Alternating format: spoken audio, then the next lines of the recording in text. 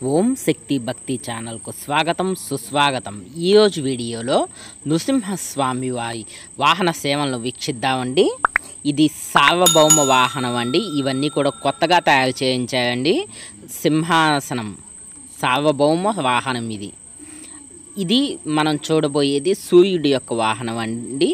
దీన్ని సూర్యప్రభ వాహనం అంటారు। 7 గుర్రాలు ఉంటాయండి ముందు, దానిపైన సూర్యుడు వెనకమాల ఉంటాడు। దానిపైన స్వామివారిని ప్రతిష్టాపన చేసి ఊరేగిస్తారండి। దీని తరువాత స్వామివారి పాన్పు అయినటువంటి శేషవాహనం, ఈ శేషవాహనం కూడా స్వామివారికి చాలా ఇష్టం అండి। దీని తరువాత వాహనం వచ్చి హంసవాహనం। హంసవాహనం పైన స్వామివారు ఊరేగుతూ ఉంటారండి। అదేవిధంగా స్వామివారు స్వారీ చేయటానికి కూడా అశ్వవాహనం ఉందండి। ఇవన్నీ కూడా సింహాచల క్షేత్రంలో ఉన్నాయండి। దీని తర్వాత స్వామివారికి ఎంతో ఇష్టమైనటువంటి వాహనం,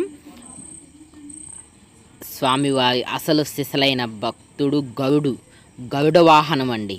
దీని తర్వాత స్వామివారికి త్రేతాయుగంలో ఉన్నటువంటి వాహనం హనుమంత వాహనం। దీని తర్వాత గజవాహనం।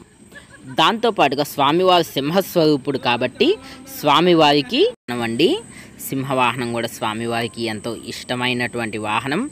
దీంతో పాటుగా స్వామివారు వృక్షం కింద కూడా కొలువుతీ ఉంటారు కదా, అందువల్ల స్వామివారు ఊరేగటానికి కల్పవృక్ష వాహనం అండి। సూర్య చంద్రులు ఇద్దరిలో కూడా స్వామివారు ఉన్నారు అని తెలియచేయటానికి స్వామివారు చంద్రప్రభ వాహనాన్ని కూడా అధిష్టిస్తారండి। చంద్రుడి యొక్క వాహనం జింకలు। దాంతోపాటుగా ఇది సింహాసనం అండి। స్వామివారిని దీని మీద కొలువు తీర్చి ఈ సింహాసనేశ్వరుడుగా కొలువు తీరుస్తారు। ఇవన్నీ కూడా సింహాచల దేవస్థానంలో కొత్తగా తయారు చేయించారండి। నేను చేసిన ఈ వీడియో మీకు నచ్చినట్లయితే నా ఛానల్ను లైక్ చేయండి, సబ్స్క్రైబ్ చేయటం మర్చిపోకండి, అందరికీ తెలిసిన వారికి షేర్ చేయండి।